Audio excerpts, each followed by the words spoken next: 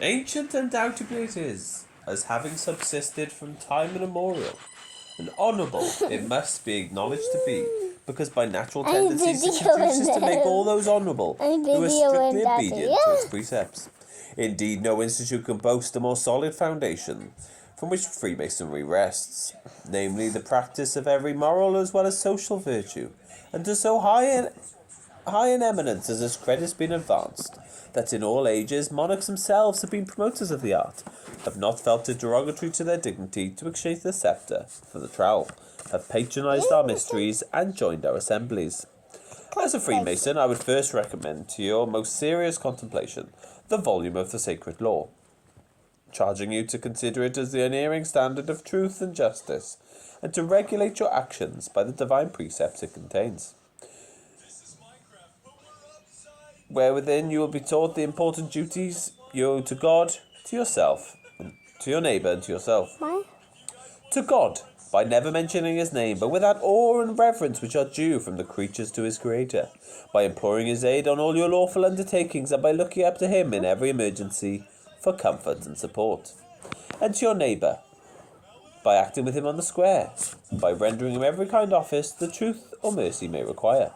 by relieving his necessities and soothing his afflictions, and by doing unto him in all things as in similar cases you would wish that he should do unto you. And to yourself, with such a prudent and well-regulated course of discipline, that may best conduce to the preparation of your corporal as well as mental faculties in their fullest energy, thereby enabling you to employ those talents, whereby God has blessed you, as well to his glory, by the welfare of your fellow creatures. As a citizen of the world, I next enjoin you to be exemplary in the discharge of your civil duties, never to propose or at all never to propose or at all countenancing any act which may have a tendency to subvert the peace and good order of society, by paying due obedience to the laws of any state which may for a time be your place of residence or afford you its protection,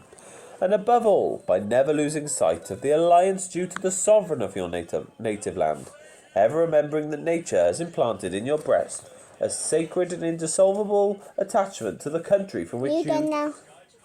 derive your birth and infant nurture.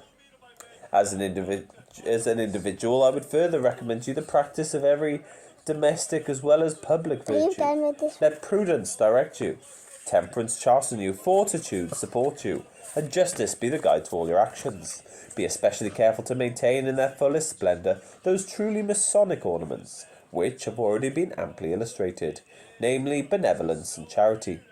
Still, however, as a Freemason, there are other excellences of character which your attention may be peculiarly or forcibly directed.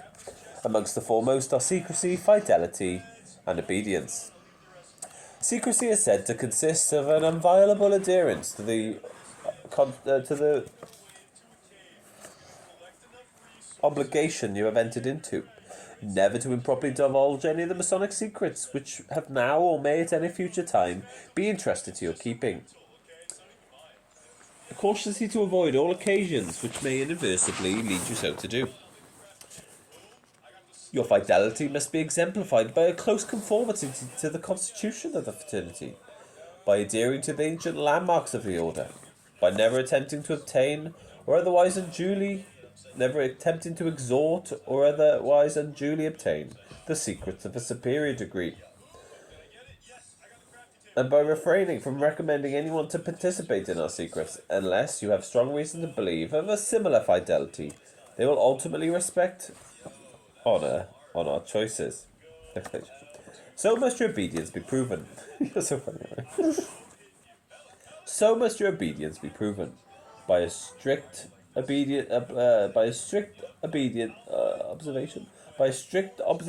to our laws and regulations, by a prompt attention to all signs and summonses, by a modest and correct demeanour while in the lodge, by abstaining where there from all topic of political or religious discussion, by a ready acquiescence to all votes and resolutions duly passed by the majority of the brethren,